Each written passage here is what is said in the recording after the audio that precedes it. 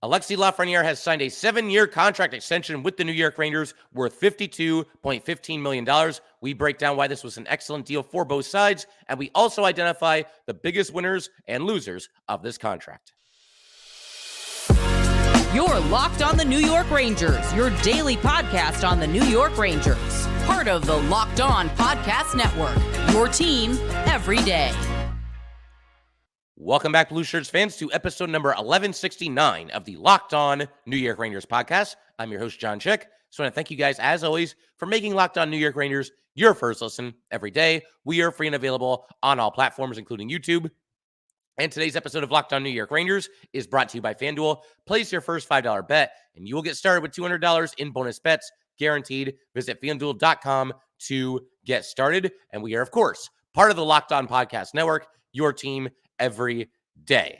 So, first of all, another, PA announcement here at the top of the show. My voice is still not 100% working on getting it back, but we're going to do our best here. And this is going to be all about Alexis Lafreniere today. This is the Lafreniere show. For anybody that wants to hear my thoughts on the Rangers versus Ducks game, that will be the following episode after this one. But Alexis Lafreniere, the man of the hour right now, signs a 7-year contract extension with the Rangers, once again, worth $52.15 million. That is an average annual value of, to me, a very reasonable $7.45 million per season. We're going to cover this from every angle here today, but my initial reaction is that I'm very happy about this. Obviously, it's a deal that I think a lot of us thought was going to get done. A lot of us were hoping that was going to get done in relatively short order here. The Rangers and Lafreniere and his camp do come to the terms on a new contract for Alexis Lafreniere. We don't know everything that goes on behind the scenes, but this felt to me like it was a contract extension that was a little less dramatic than some other ones that we've seen, recently and even a long time ago. It feels like everything kind of came together fairly quickly here. Again, we're not privy to all these conversations and all these negotiations behind the scenes, but this one, it felt like it got done pretty quickly, pretty quietly, and without a whole lot of drama. It was right at the start of the season, really. That's when rumors really began to pick up that the Rangers and Alexis Lafreniere were talking about a contract extension. And of course, now it has been done. But that was only about like 2 or 3 weeks ago when the rumors first started picking up, and they're able to shake hands, come to an agreement, and keep Alexis Lafreniere in New York for the foreseeable future. My other initial reaction here is I love the fact that it was a long-term deal, 7 years out of a maximum of 8. I would have even been for the Rangers going up to 8 years, but the Rangers and Lafreniere decided to go with 7 instead. I can certainly live with 7 instead of 8.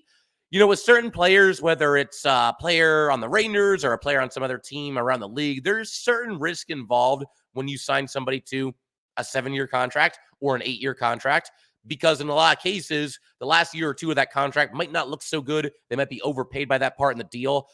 Even somebody like Igor Shesterkin, who obviously has not signed a new deal with the Rangers, and negotiations are hopefully at least somewhat continuing behind the scenes. But when you look at Igor Shesterkin, as much as I want Igor to stay here, and as willing as I was to go to 8 years with him to keep the average annual value down and hopefully keep him as a Ranger for as long as possible, there were also some Ranger fans that looked at that and said, no, I don't want 37-year-old Igor Shesterkin on this team making, $9 million a year, $10 million a year, $11 million a year. If Igor has his way, it'll be more like $13 or $14 million a year. But I can understand that viewpoint too. But with Lafreniere, there's no risk in going the full 8 years, or in this case, the deal that he actually signed 7 years, because when this contract runs out, Alexis Lafreniere is going to be all of 30 years old. I don't think that anybody that's watched Lafreniere play hockey this season, and certainly last season, would look at his game, look at where he's at right now, and think, yeah, you know what? He's going to just fall off a cliff when he's 28 or 29 or 30, and his game is just going to completely disappear and completely fall apart. There's no way that's going to happen. There's no reason to believe that would happen. I mean, nothing's guaranteed, right? But I mean, every indication that we've seen from Alexis Lafreniere is that he is going to continue getting better and better and better. And I think this was an absolute steal for the Rangers. Honestly, if Lafreniere were to plateau right now and not get any better, which I don't think will happen. I think the sky really is the limit for him, and I think you'll see him season by season here become an even more dominant player than he already is. But even if that were to happen, $7.45 million per season, that's about the going rate for a player of his caliber. And that's actually something we're going to do a little bit later here. We're going to continue Alexis Lafreniere and his contract and his production to those of some of his peers, some of the guys that were drafted very high in the same draft class that Alexis Lafreniere was taken. But yeah, again, he'll only be 30 years old when it expires. There's essentially no risk in going long-term with somebody like Alexis Lafreniere. And again, I would have preferred 8 years, but I can certainly live with 7. Something else that a lot of people I think will like about this contract, because there are some people that hate the no move clause, hate the no trade clause. They don't like the fact that, there's a good amount of players on the Rangers right now that not only are locked up very long term, but also have full no move clauses or, close to full no move clauses for all or most of their respective contracts. That's not going to be the case with Alexis Lafreniere. Now, of course, with Lafreniere, I don't want to see the Rangers even thinking about trading him. I don't think they would even think about trading him. Certainly not in the near future. I guess you never know what's going to happen, 6 years from now, 7 years from now when he's at the tail end of that contract. But at least the option is there. Like if you really had to make a move for one reason or another, and we don't know what the future holds that far down the road for this Ranger team. But again, people that don't like the full no moves, they're going to like the terms here because it's a 7-year deal. He has no trade protection of any kind in the first 2 years of that deal. And then for the final 5 years of that deal, he has a very limited no trade clause where he can block a trade to any of 8 teams. And of course, he submits his list, and we don't know which teams are on the list. But the bottom line, he doesn't get a full no trade clause. But I think that's all a moot point anyway. I think they see Alexis Lafreniere as a huge part of this team. Obviously, I think you could make the argument right now that he's already the second best forward on this Ranger team. And the fact that, Mika and Kreider, they've had their moments this season, but I think, relatively speaking, off to somewhat slow starts. And I think Lafreniere is right behind Panarin as far as, the most talented, most dangerous, and probably most feared forward among other teams in the NHL when you're going up against this New York Ranger team. The other kind of subplot of this whole thing is that with this deal to Lafreniere, the Rangers are set to have about $25 million in cap space next offseason, and they will have to fill 9 to 10 roster spots with said cap space. Now, that's assuming that they don't make any other moves to clear some cap space. Like, I think they will probably move on from Trouba. That'll open up a little bit more cap space as well. But a lot of that cap space, the $25 million that they have next offseason, you're going to see that most likely go to Igor Shesterkin and K'Andre Miller. And at that point, you see what's left and you see what else you can do. But I think we can't go another minute here without giving some major credit, some major props to Alexis Lafreniere. First of all, a lot of hype when he was coming into the league. Obviously didn't really live up to it the first few seasons that he was in the NHL, and there's varying reasons for that. I don't think anybody's really completely blameless in that whole situation as far as why Lafreniere didn't become the player that we all thought that he was going to be in the first couple of years there. Then again, you got to remember he debuted at 18, and even now he just turned 23. So not everybody can be Connor McDavid right out of the starting blocks. But regardless, I do think Alexis Lafreniere gave the Rangers a little bit of a break, and I think he deserves credit for that. Look, $52.15 million, that's a lot of money, but it's also possible that he left at least some on the table here. If he wanted to play some serious hardball, he's a restricted free agent with arbitration rights when this season ends, and he wasn't too far away from unrestricted free agency either. And if he keeps going at the rate that he's going, continues to improve at the rate that he's been improving, then it's entirely possible that he could have gotten an even more lucrative contract when that time came around. But clearly Lafreniere likes being a Ranger, likes being on a good competitive team and an elite team in the NHL. He's obviously been very welcomed by the fans, very popular player, very popular among his teammates, it would seem. And, the last couple of seasons here, obviously benefiting from playing with Panarin, but Lafreniere too, regardless of who his line mates are, has improved by leaps and bounds in a lot of areas of his game: strength, skating. His shot accuracy is just off the charts right now. This dude, I swear, he can aim for the inside of the post, hit it, and put the puck in the net. That's how good his shot has been. He sees the ice so well. He's an excellent passer. Solid, defensive forward as well, I think. So Alexis Lafreniere has been doing it all for the Rangers, and putting up all these numbers that he's been putting up over these last couple of seasons here, while almost never being out there on the power play. The vast majority of Lafreniere's points come at even strength, and I don't think that's something we can forget about either. So love the deal. Love the fact that it was able to get done pretty quickly and pretty quietly, or so it would seem. Love the fact that Alexis Lafreniere appeared to give the Rangers at least a little bit of a hometown discount. Again, he gets a lot of money. Nobody's going to feel bad for him making, almost $7.5 million a season. But I think that, that this was a contract that was negotiated in good faith by both sides. The Rangers didn't try to shortchange him, and Lafreniere didn't try to squeeze every possible dime out of them that he possibly could. So good stuff all around. Love the fact that Alexis Lafreniere is locked up with the Rangers for the foreseeable future, the next 7 years after this one. So I'm going to keep everything rolling in just a second. I want to go ahead and shift our attention to Lafreniere, some of the biggest winners and losers. We'll get to that a little bit later in today's episode. Also going to discuss what the future holds for Alexis Lafreniere, and we'll do that in just a second.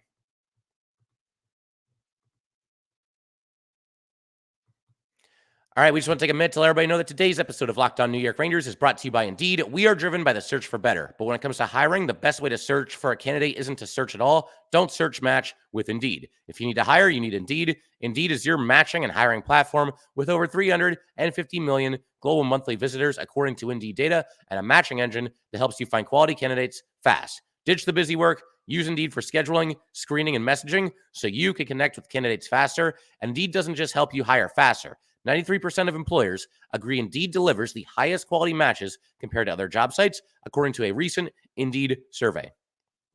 Join more than 3.5 billion businesses worldwide that use Indeed to hire great talent fast. And listeners of this show will get a $75 sponsored job credit to get your jobs more visibility at Indeed.com/lockedon. Just go to Indeed.com/lockedon right now and support our show by saying you heard about Indeed on this podcast. Indeed.com/lockedon. Terms and conditions apply. Need to hire. You need Indeed.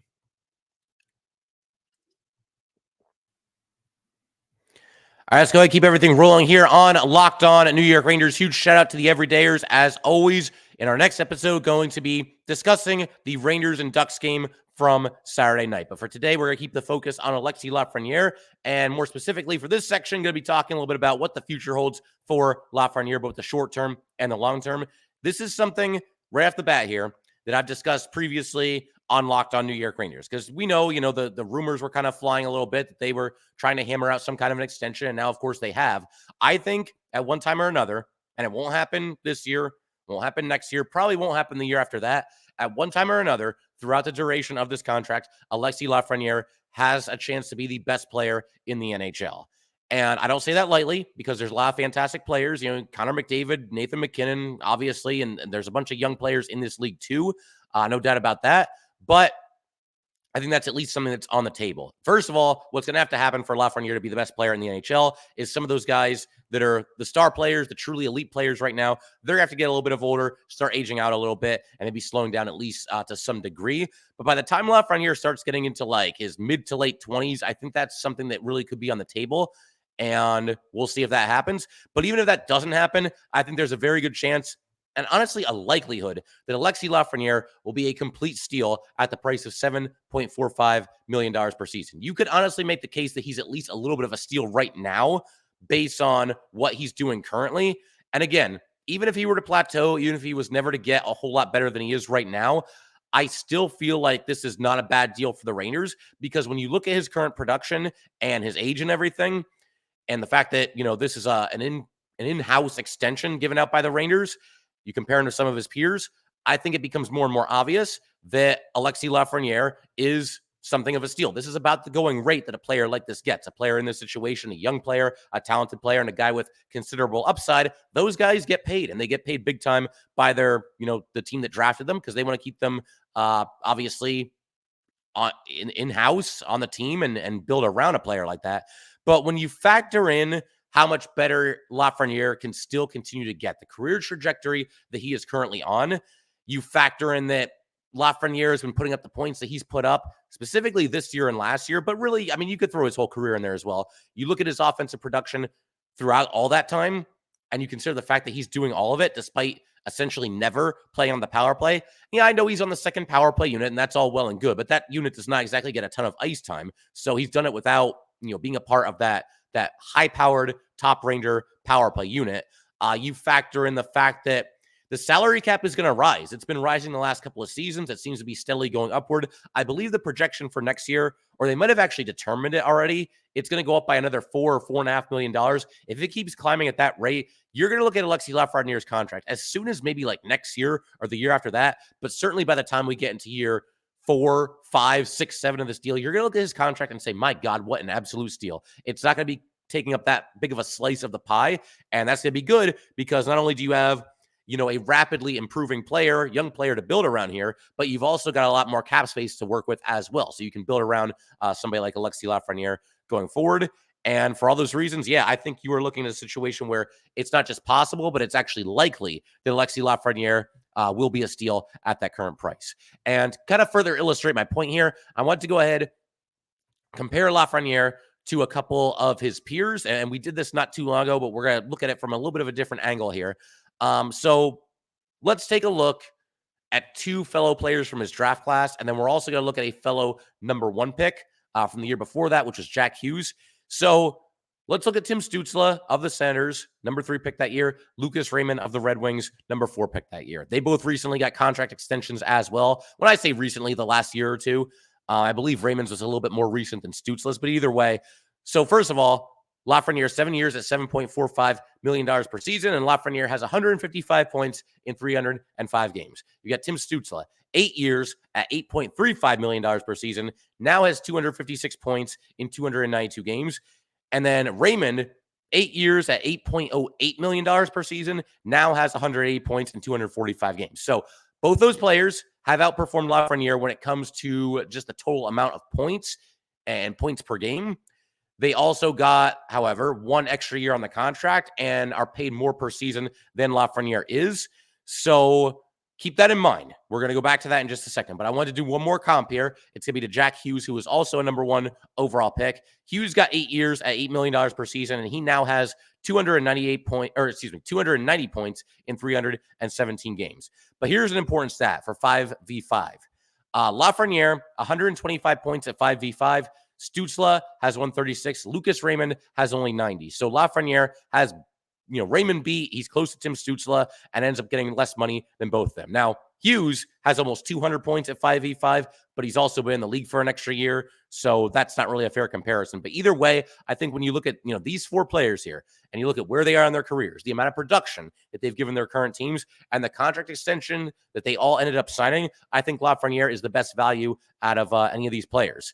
As far as what the future holds for Lafreniere, look, sooner or later, and some people want it to happen yesterday or, a year ago yesterday, Alexis Lafreniere will be a member of the Rangers' top power play unit. I don't know exactly when that's going to happen, and I know a lot of people are calling out Mika Zibanejad, and maybe even somebody like Chris Kreider too, to a lesser extent, and they want to kick somebody off of that top power play unit and make room for Alexis Lafreniere. It seems right now like the most popular choice among the Ranger fans is for Mika Zibanejad to be the one to be demoted down to the second unit, put Alexis Lafreniere there. I'm not there yet. Mika Zibanejad, and I was a little bit tough on Mika in our last episode, the one where we recapped the loss of the Panthers and just the fact that Mika faded into the background and was a complete ghost for the vast majority of that game. So I've been frustrated a little bit with Mika's start as well, but I'm not ready to do that because the Rangers power play unit has been elite for the last couple of years here, and it's basically been the same 5 guys. Obviously, Mika, Kreider, Panarin, Fox, and now Trocheck. It was Strome a little bit earlier when that power play began to heat up and really become an elite unit, but for the most part, it's been the same guys. It's been a strength this year as well, and I think Mika's earned a little bit more rope from that than that. So Lafreniere, eventually he'll get there. One way or another, it will happen. Maybe it'll happen this year. Maybe at a certain time or another, you have to make a change of some kind. But when you look at how good that power play unit has been, I'm not looking to do that, at least not yet. I will say this, though, about that situation. There's part of me that, earlier this year and certainly last year as well, one of the reasons, and I freely admit this, one of the reasons why I was a little bit resistant to Alexis Lafreniere being on the top power play unit is because he had not yet signed a contract extension. And I know just as well as all of you do that if Lafreniere goes to the top power play, well, those points are going to shoot through the roof. There's certainly going to be an uptick. How much of one? We don't know that for sure, but certainly he will be producing points at a higher rate than he does if he's not on that top power play unit. But now that the contract has been signed and none of us have to worry about that anymore, I am a little bit more open to the idea. But for the time being, I'm leaving that quintet intact, the top Ranger power play unit, and Lafreniere, he's going to have to wait his turn, at least if I'm in charge. It's very tempting, and I'm sure he can excel in that situation. But for the time being, those veterans, those 5 players that have been there and done that, they get the benefit of the doubt from me, and we'll see them on that unit going forward. If it's up to me, which obviously it's not. But also, future for Alexis Lafreniere, I think it will eventually, there will be a time where he ends up being the best player on the New York Rangers. It's always a little bit difficult to compare skaters and goalies. It's a little bit apples and oranges, and how exactly do you rate them against each other, et cetera, et cetera, et cetera. And, when I say that, I'm operating under the assumption that Igor Shesterkin will eventually sign an extension with the New York Rangers. We don't know that for sure. But right now, I mean, yeah, I feel like among the skaters, you can make a case that he's the second best. I think Artemi Panarin, with what he did last year, with what he's been doing this year, and really ever since he's been a Ranger, really ever since he's been in the NHL, just a phenomenal elite player, stepped up his game in the playoffs last year as well, adapted his game to play a little bit more of a postseason type of a game, if that makes sense. And I think I'd still have to put Panarin in front of Lafreniere. But you can't, there's nobody else on this Ranger team. And this is a great team. This is a team that had the best record in the NHL last year. There's nobody else that you can look at and say, yeah, that guy's definitely better than Alexis Lafreniere. You could make a case for Vincent Trocheck. You could probably make a case for Mika Zibanejad, even though I know a lot of people are upset with him right now. You could probably make a case for Chris Kreider.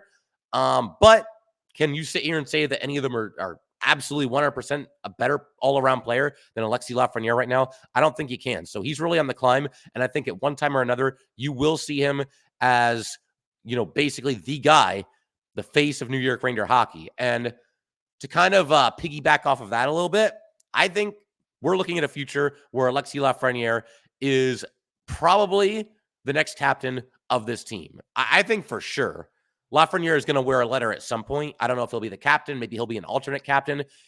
Going into the draft, when he was widely expected to go number one, a lot of people were obviously raving about his skill and everything he could do with a puck and on and on. I mean, he was just a phenomenal all-around player that any NHL team would love to have. And of course, the Rangers won that draft lottery, and they select Lafreniere as they should. But some of the other things that a lot of scouts and a lot of people were saying was that, Lafreniere brings a lot of intangibles, brings a lot of leadership to the team as well. He was an alternate captain in his second to last season in the QMJHL, and then he became the captain of that team in what turned out to be his final season in the QMJHL. So he's got those intangibles. I think, that's honestly, we could do a whole episode on that. That's an interesting debate in its own right. Jacob Trouba, obviously still the captain. I think as long as Trouba's here, he will continue to be the captain. But at most, Trouba's got one more season after this one that we're currently in. That's when his contract will be up. And when that happens and he's on his way, most likely, who's the next captain? I think it probably comes down to either Trocheck or Lafreniere. I would lean slightly toward Lafreniere, but like I said, we can do a whole episode on this in the future. Other candidates, you can still throw Mika and Kreider in there. Although, as I've said in the past, I think that ship has sailed on one of them being the captain. Maybe Adam Fox, maybe a little bit of a dark horse candidate there. But to me, I think the smart money is on either Trocheck or Lafreniere. And I think I'd lean a little bit toward Lafreniere. It's a tough one. I'd have to really think about that one if it came down to Trocheck or Lafreniere. But going to give you everything rolling in just a second here. I want to shift our attention to some of the winners and losers of this deal. A couple of quotes from Alexis Lafreniere as well. And we'll get to all that good stuff in just a second.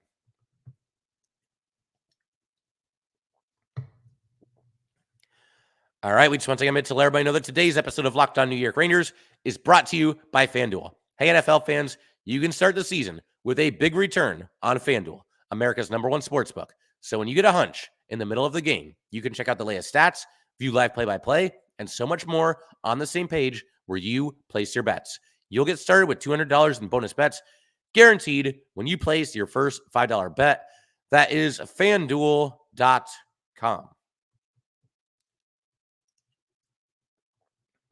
All right, let's go ahead and keep everything rolling here on Locked On New York Rangers. Going to close out today's episode by talking about some of the winners and the losers of this deal. A couple of quotes in here from Lafreniere as well. First winner of this deal, Alexis Lafreniere. This one's pretty obvious and pretty self-explanatory. You look at the financial implications of this deal. He goes from making $2.35 million per season on a 2-year deal, no less, to $7.45 million per season on a deal that will last for the next 7 years. So he's got that long-term stability. He's got the financial security as well. He's playing on a fantastic team. He's playing with two of the best players in the league. I mean, Trocheck was an all-star last year, and Panarin's Panarin. We know that. He's also playing for a coach in Peter Laviolette that seems to be able to get the most out of him, and he seems to thrive under the bright lights of Madison Square Garden. He was fantastic in the playoffs, which would certainly suggest that. So obviously Lafreniere is a winner. There's really nothing to like about this, or nothing not to like about this if you're Alexis Lafreniere. A loser from this deal, I'm actually going to say Jacob Trouba. We kind of already knew that this was going to happen. The belief was always that the Rangers were going to get something done with Alexis Lafreniere. But the other thing that's kind of, it's a storyline that's surrounding this team a little bit, is what the future holds for Jacob Trouba. It sounded like this offseason, the Rangers had made up their mind one way or another to move on from their captain. We thought this deal was going to go through with Detroit, where it's basically just a glorified salary dump. The Rangers would have, retained some of the salary as well. It fell through, all this drama. You guys know how it goes with the New York Rangers in the offseason. But one way or another, I do think Trouba is probably going to have to move on after this season. The Rangers will either trade him or waive him or buy him out, whatever the situation might be. And the fact that Lafreniere just signed this new deal, again, we all knew this was coming or had a pretty good idea that this was coming, but nevertheless, it is still another big slice of the pie when it comes to the Rangers salary cap situation. And now that Lafreniere has signed, they're going to turn their attention, presumably, to Igor Shesterkin. They'll continue to talk to him and probably K'Andre Miller as well. Jacob Trouba is going to get priced out. They just can't keep affording to pay him $8 million per season, I don't think. As I've said before in the past, I think the one thing that maybe saves Jacob Trouba and allows him to play out his final season of this contract as a member of the Rangers is that the Rangers win the Stanley Cup this season. And if that happens, I could see the Rangers, keeping Jacob Trouba around. But yeah, I mean, again, it's just another big slice of the pie that's now gone now that Alexis Lafreniere has signed this contract. And I talked a minute ago about this too, but the next captain of New York Ranger hockey, he might very well now be in place with Alexis Lafreniere signing this 7-year deal. So he might be the next guy to wear the C after Jacob Trouba. Another winner for this deal, Chris Drury and really the entire front office. This is kind of another feather in their cap. They make sure to lock up somebody who is obviously very important to this team, but they did not overpay. This has kind of been the name of the game with Chris Drury. Now, you could argue, and many people have, that his offers to Igor Shesterkin would have been an overpayment, 8 years at $11 million per season. It probably is. I mean, it's hard to look at a contract for any player in any sport that's going to make that player the highest paid player at his position in the history of the sport and look at it and say that he's not overpaid.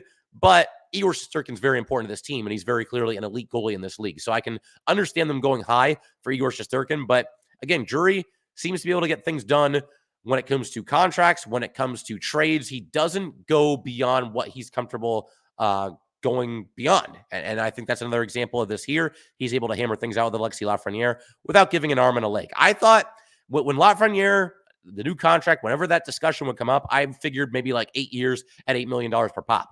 I said that on an episode where I said I think it's going to be around 8 years and $8 million, or maybe like 8 years and $8.25 million.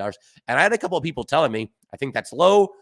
I think that, it's probably going to end up being more than that when you take a look at the contract that Stützle signed and you take a look at the contract that, Lucas Raymond signed, that Alexis Lafreniere was going to come in higher than both of those. And that was my fear as well. That wasn't like a ludicrous point to make. But my hope all along was that they could get it done for 8 years at $8 million, and Drury actually did one better. Only 7 years, but less money per season. So I think Chris Drury, major win for him here. He's had some misses as the Ranger GM. We all know that, but he's had some hits too, and I think this is another one. Another loser of this deal, I'm going to say Igor Shesterkin. I don't really think that this Lafreniere deal impacts the Igor Shesterkin ongoing contract negotiations all that much, other than the perception of the fans. Because as I've been talking about, I do think Alexis Lafreniere, if he really wanted to play hardball, if he wanted to hold out for a new contract and keep doing his thing and keep getting better and better as the seasons go by here, I think in the long run, he would have ended up making more money per season than he's making. So in my eyes, and the eyes of many of you as well, I think we kind of feel like Igor did the Rangers a solid here. Again, he's very handsomely paid, and that's awesome, and congratulations to him. He certainly earned it, but he didn't dig his toes in and take the Rangers for every possible dime that he possibly could. And I think he deserves credit for that. And when you look at Igor Shesterkin, the perception among fans right now, especially given the fact that he turned down an offer that would have made him the highest paid player at his position in the history of the sport, the perception right now is that he's being greedy and he's trying to squeeze every possible penny that he possibly can out of this New York Ranger organization. And again, I've said all along, he has every right to do that. But again, if you're going to do that, you got to be able to deal with the heat a little bit. And now every time he has like kind of a rough game, Ranger fans are going to be rolling their eyes and calling him out and saying, hey, Lafreniere helped us out and Igor's being greedy, this, that, and the other thing. And, again, Igor has every right to play his free agency any way that he wants to. But by that same token, Ranger fans can feel any way they want to as well. And if you feel that way that he's being greedy, I won't argue with you too much. Another winner from this deal, I'm going to say Vincent Trocheck, because Trocheck is under contract right now after this season for another 4 years. Panarin's only under contract for 1 more year after this upcoming season. We don't know what they're his two line mates, obviously. We don't know what the future holds for Artemi Panarin, if he's going to be with the Rangers beyond this year and next year. But Vincent Trocheck's going to be around. It would certainly appear that way. And whatever happens with Panarin, well, at least Vincent Trocheck, who had his best season ever last year, off to a good start this year as well. He'll have Alexis Lafreniere with him, and I get the feeling that those two are probably together for a good chunk of Lafreniere's contract as well. And I'll also say a winner, Peter Laviolette. We may not give Laviolette enough credit on this podcast. I'm always complimentary of him, but I don't know that I ever spend really enough time on it. But the bottom line, the Rangers have basically been a machine these past 2 years here ever since he came in. It's a lot of winning, a lot of urgency pretty much night in and night out. The slow starts maybe notwithstanding. But you look at what Laviolette has done. A lot of guys had career years last year under him. Rangers obviously had a deep run in the playoffs under him. And a lot of those guys that had career best seasons last year, they might actually outdo themselves this year. So I think this extension for Lafreniere that he got from the Rangers, it reflects well on Peter Laviolette and his ability to get the most out of players, specifically young players, which he obviously did with Alexis Lafreniere last year and is continuing to do this year. But beyond that, if Peter Laviolette is the Ranger coach for a long time, which let's hope that he is, because obviously if he is the Ranger coach for a long time, then things are going well. And hopefully there's a Stanley Cup in there somewhere as well. But if he's the Ranger coach for a long time, well, he's going to have Alexis Lafreniere for a long time as well. And I don't think any coach in this league would say no to having Alexis Lafreniere on his roster right now. So figure we can call it there. Lafreniere, he was interviewed, kept it pretty basic as far as, his thoughts on the contract extension, but he basically just said it's nice to get it done and just focus on the season and trying to help the team win. He also was talking about Panarin and Trocheck acting like they wanted a cut of his contract. He said they're talking about it. I have to wait to actually get the money. But Trocheck said, Brett said a helicopter would do. And then Trocheck was asked what he wanted. And he said, I'll just ride in Brett's helicopter. So that was pretty funny. But yeah, then Lafreniere said this. It's great. It's a long-term deal. I love playing here. So it's really good for me to stay for a long time. And they also asked him if he thought about taking a shorter deal in anticipation of the salary cap eventually going up and him presumably getting more money. And he said, not really. 7 years was good. There were different options, but that's the one we liked. So, yeah, happy to have Lafreniere in the fold going forward. A couple other bits of news real quick here. Chad Ruedel clears waivers, has gone to the Hartford Wolfpack, and Jake Leschyshyn was called up before the game against the Ducks, probably as the 13th forward for that game. And then Jimmy Vesey was on the ice that morning in a red non-contact jersey. So figure we can call it there. If you guys would like to get in touch with this podcast, please send an email to lockedonnyrangers@gmail.com. Once again, that is lockedonnyrangers@gmail.com. Definitely give us a follow on Twitter as well, @LO_NY_Rangers. Once again, that's @LO_NY_Rangers. And definitely subscribe to the Locked On New York Rangers YouTube channel. Thanks again, guys. I will see you next time.